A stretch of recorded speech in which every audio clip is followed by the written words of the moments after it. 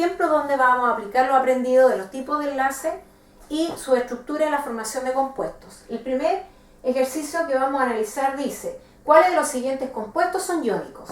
Tenemos el CaO, el O2, el NaF, el N2O y el NH3. Si ustedes se fijan, solamente están las fórmulas ahí. ¿Cómo yo puedo determinar cuáles son iónicos? Primero tenemos que recordar que los compuestos iónicos se forman entre un metal y un no metal, es decir, entre un anión y un catión. ¿Quiénes son metales dentro de la tabla periódica? El grupo 1 y 2A, y los no metales serían el grupo 6 y 7A, los característicos. Para ello, entonces, si me están dando los números atómicos, yo solamente mentalmente restando y llegando a lo top de cada elemento de la configuración electrónica de un gas noble, yo puedo determinar en qué grupo está él. Y con ello yo puedo decir cuáles son los compuestos iónicos. Veamos el primer ejemplo.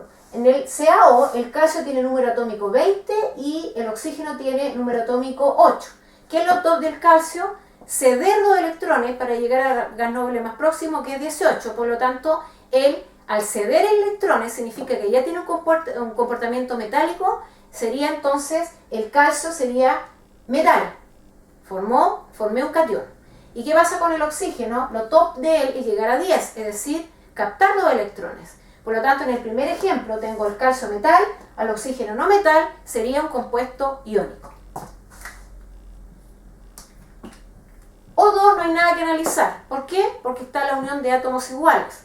Y al tener átomos iguales significa que ya no es un compuesto iónico. Lo descarto inmediatamente porque este está formando un enlace covalente apolar. Dentro del NaF, yo sé que el sodio tiene número atómico 11 y el flúor tiene número atómico 9. ¿Qué es lo top del sodio? Entregar un electrón para llegar al gas noble Z10. Y el flúor captar un electrón para llegar también a el Z10. El solo hecho de pensar que el sodio tiene que entregar un electrón, formamos un catión, metal. Y el flúor, con el solo hecho de saber que tiene que captar un electrón, estaríamos hablando del flúor como no metal. Por lo tanto, la unión entre un metal y un no metal, como es iónico, diríamos que el NaF también es iónico. ¿Qué pasa ahora con el nitrógeno y el oxígeno?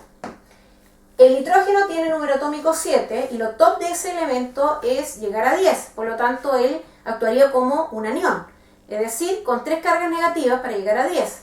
Y el oxígeno, que tiene número atómico también él, capta 2 electrones. Estamos entonces frente a 2 átomos donde están captando electrones. Ninguno de ellos está cediendo para que tenga un comportamiento metálico. Entonces estoy uniendo a un no metal con un no metal. Por lo tanto, él ya no sería iónico, sino covalente.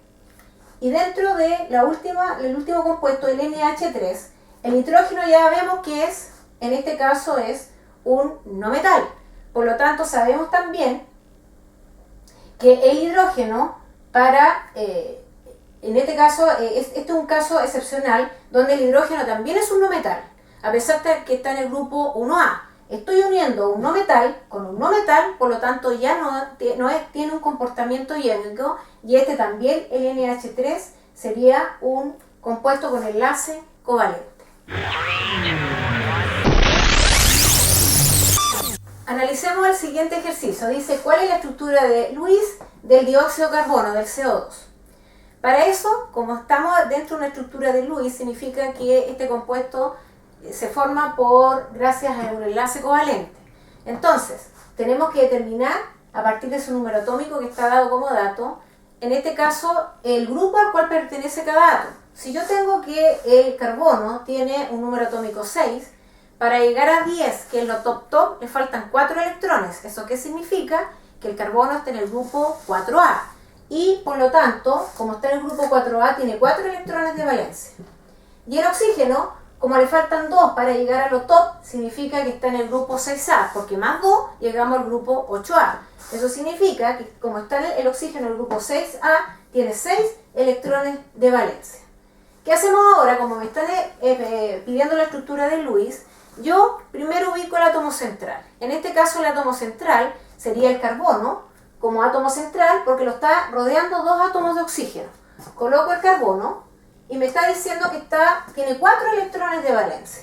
Por lo tanto, esos 4 electrones están desavariados. Acordarse siempre de formar como un cuadrado. Y luego me dice que ubique dos oxígenos, uno puede ser ahí y el otro acá, simétricos. Si ustedes ubican un oxígeno arriba, el otro ubíquenlo abajo para que quede la estructura más ordenada. Me dice que tiene 6 electrones de valencia, por lo tanto eso significa que va a tener 2 pares y 2 impares. Lo mismo ocurre con el otro oxígeno. Como regla general de Lewis me dice respete la regla del dueto o el octeto, por lo tanto eso tenemos que respetar y cuidar ahora. Vamos viendo, analicemos. El carbono tiene 2, 3, 4, 5, 6 electrones de valencia y además como estructura de estos 6 electrones que están rodeándolo, tiene 2 electrones desapareados. ¿Qué es lo que va a ocurrir acá? El oxígeno tiene un electrón desapareado y este otro oxígeno tiene otro electrón desapareado. ¿Qué es lo que va a ocurrir entonces? Que de alguna manera tenemos que llegar al octeto en las dos estructuras, tanto para el oxígeno como para el carbono. Entonces empezamos a analizar qué podemos hacer, teniendo presente que los enlaces covalentes pueden ser simples, dobles o triples. Vamos viendo la estructura. Si yo ese electrón lo coloco acá, completo el octeto para ese oxígeno, pero no para este que me va a quedar con 6. Si este electrón del carbono apareo a este oxígeno y este otro, los dos átomos de oxígeno me quedan con 8 electrones, pero el carbono me va a quedar con 4. Por lo tanto, tampoco es correcto ver esa conclusión. Lo más cuerdo, ¿cuál sería? Como sabemos que los electrones se comparten dentro del enlace covalente, yo puedo colocar este electrón que está ahí, lo coloco al medio, y este electrón desapareado también lo voy a colocar al medio. Este electrón que está acá, lo coloco ahí, y este electrón lo voy a colocar ahí. Para verificar si lo que hicimos está bien, comienzo a contar respetando en cada uno de los átomos los 8 electrones en total. Veamos este átomo de oxígeno, tengo 2, 4, 6, 8. Bien, este carbono tiene 2, 4, 6, 8. Bien, y este otro oxígeno tiene 2, 4, 6, 8. Por lo tanto, en estos 3 átomos que formaron este compuesto, tienen la regla del octeto. ¿Cómo yo lo escribo? A través de rayas, determinando los pares de electrones, un doble enlace ahí, el otro enlace ahí, y los pares de electrones que por configuración electrónica están apareados, los coloco fuera del oxígeno. Y aquí entonces visiblemente podemos ver la regla del octeto en cada uno de los átomos, respetando la estructura de Lewis, que es lo que él exige. Analicemos el siguiente ejemplo. Dice, los átomos A, B, C y D son del mismo periodo, importante ese dato, y tienen 1, 3, 5 y 7 electrones respectivamente en el último nivel.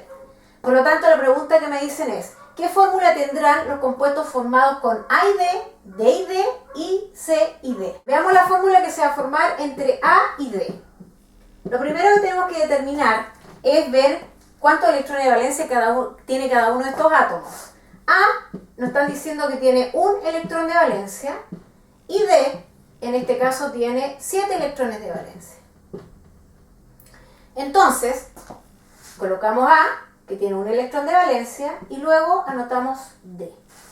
Si nosotros nos fijamos, el solo hecho de que A tenga un electrón de valencia significa que está en el grupo 1A, y el hecho de que tenga 7 electrones de valencia D significa que está en el grupo 7A. ¿Qué podemos concluir con eso? Que A es un metal, porque tiene que entregar un electrón y formar un catión para llegar a lo top-top, y D tiene que captar un electrón para llegar a lo top-top. Entonces estamos pensando en un enlace iónico. Entonces, ¿qué es lo que va a ocurrir aquí? Para llegar a la top-top, este electrón de valencia que tiene que cederlo para llegar a la configuración de un gas noble. Entonces voy a colocarle una carga positiva. Y D, en este caso, tiene que captar un electrón para llegar a un gas noble. Entonces tiene una carga negativa. Si ustedes se fijan, aquí tengo la igualdad entre las cargas positivas y negativas, por lo tanto la fórmula que se formó es AD, y es un compuesto iónico. ¿Qué pasa ahora entre D y D? D y D.